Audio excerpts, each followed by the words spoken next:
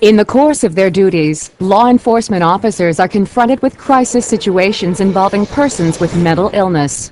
Often these situations involve behavior that could be taken for criminal activity. But instead, they are the result of a mentally ill person reaching crisis state because they are off their medication, or they're not being treated for their condition, or their condition has not yet been diagnosed. If the responding officers do not understand the reality of the situation, their response could result in serious and unnecessary consequences: altercation, arrest, incarceration, even physical injury or death. On the other hand, if officers are trained to recognize and understand the nature of such crisis situations, it is more likely that the result will be safe and positive for everyone involved.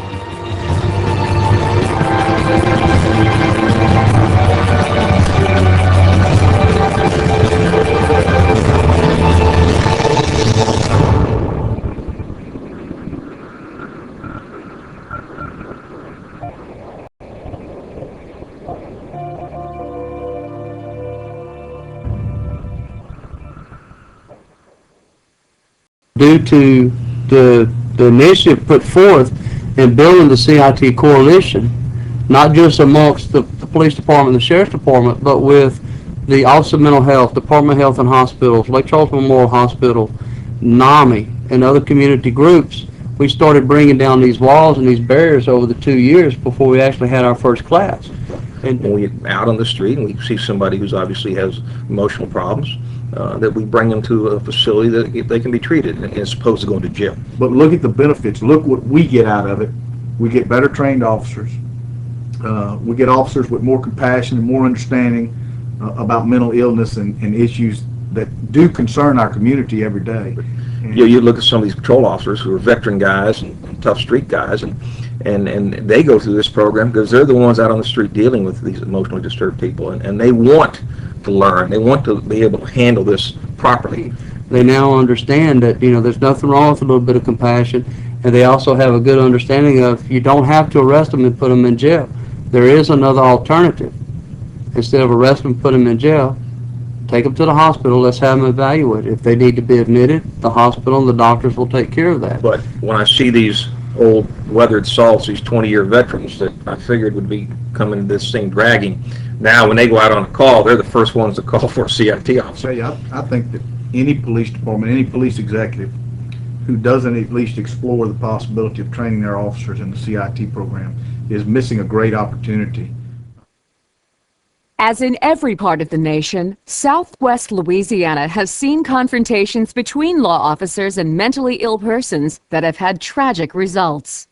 To prepare officers for these situations, Southwest Louisiana law enforcement and mental health agencies, in collaboration with McNeese State University, have worked together to teach safe, appropriate, proactive responses to crisis situations involving persons with mental illness.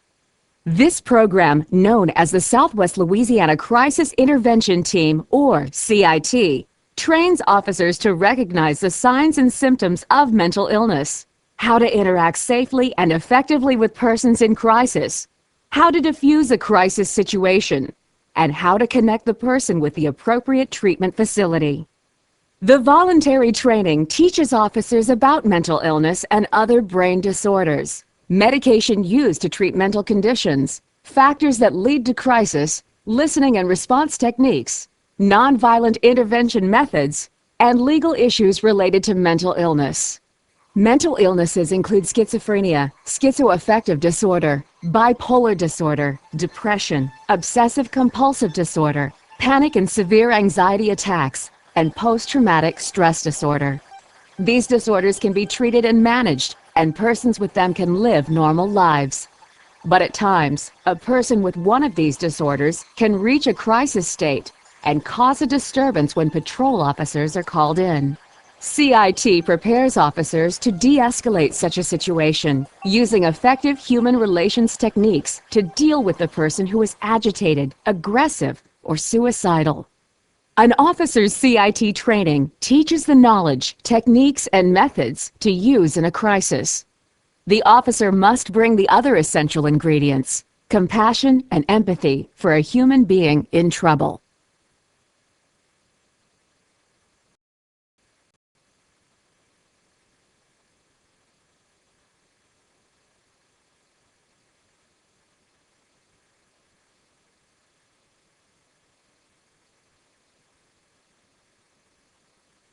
Dude, I don't see why you need to take my keys. I told you all that stuff I needed to get done. And I gotta keep going. I gotta get my math test done. And then after the team, I gotta go to get history. I need my keys. Wait, look, I told you I need my keys so I can get out and get this stuff done. If I don't get it done, no one's gonna get it done. I'm not gonna be able to do it. I have to be able to do this. I didn't even have time to grab my medicine. I've been off it for like a couple of weeks, and now I don't know how many times. Because I don't have time to go over to the doctor. Let's call the doctor and tell him, oh, well, you gotta come at this time. But I gotta at that time. Because at that time I'm doing something else. I gotta go.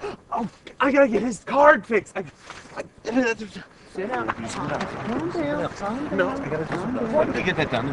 With help here, Jason. We got some help here. I didn't need to call the cop. What happened here? Well, this is my friend Jason, and we were getting out of class, and I noticed he was pretty agitated. I know Jason takes some medication. I'm not sure exactly what it's for, but he's very agitated. Here's how a CIT officer is trained to deal with a call. So I'm gonna get this. Hey, Jason. The CIT officer calls the person in crisis by name. I get it done because he has my keys. I can't even get the keys to get that done. Looks like you got a lot on your plate, man. Is there something I can do to help you out? Because that's what I'm here for. I'm here to help you out. Notice the CIT officer uses I statements to convey that he is listening, he empathizes, and he cares. I mean, I've told me I need to try to get my medicine, but I can't even get over there, and I need. I'll tell you what. Let's calm down, Jason. Calm down. Listen to me. You said something about medicine. Let's do that stuff first. Let's do that stuff. What can I do to help get your medicine? He restates the person's concerns, showing that he is listening and understands. I'm not really sure because I have to call the doctor. I don't even know if he's in the. The CIT officer stays calm and focused, and continues to attempt to resolve the situation without a confrontation. His officers were already the prescription ordered in yet. Okay. Hey, I'm here for you, man. I'm here to help you out.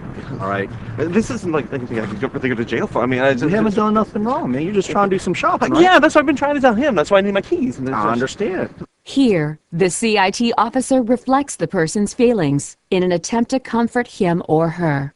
I understand. So I'll tell you what. Why not take you to the doc, okay? Yeah, we can go do that. Yeah, we got. My partner will call your mom. Yeah, taken care of. And that's two And things he's gonna at be calling. once. Yes, he's gonna be calling my mom, and I'll I tell can you get what. that done. Why don't you tell me what you want mom to buy at the store for you?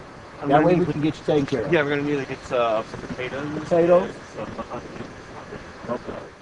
Once the situation is under control, it is the objective of the CIT officer to get the person into the proper setting for observation, treatment, and follow-up by medical and mental health professionals. It is important for officers to know the area facilities that receive and treat mentally ill persons in crisis. Rarely is it that a patrol officer will encounter a situation with a mentally ill person? It's estimated that there are as many as 15 million persons with mental disorders in the United States. Because many of these persons are not in control of their disorder, the likelihood of a crisis situation is greater than in the general population. It's easy to see how some of these persons could be arrested and incarcerated for behavior that could be mistaken for intentional criminal activity. When an officer can recognize mental illness and is trained to deal with it, and when the officer knows about alternatives to incarceration, it's much less likely that the situation will escalate to the point of altercation, arrest, incarceration, and dangers to the officer, the subject, and the community are averted. Not every crisis situation has a happy ending, no matter how hard the officer tries. But crisis intervention training increases the odds for a positive outcome. The benefits of the CIT program are extended to the community. CIT officers educate the public about mental illness and conduct training for clergy and other groups who might become involved in a crisis situation. Southwest Louisiana CIT training continues to prepare more officers to handle incidents involving persons with mental illness. More and more, knowledge and understanding are increasing the chances that a person receives the proper treatment, rather than incarceration following a crisis situation.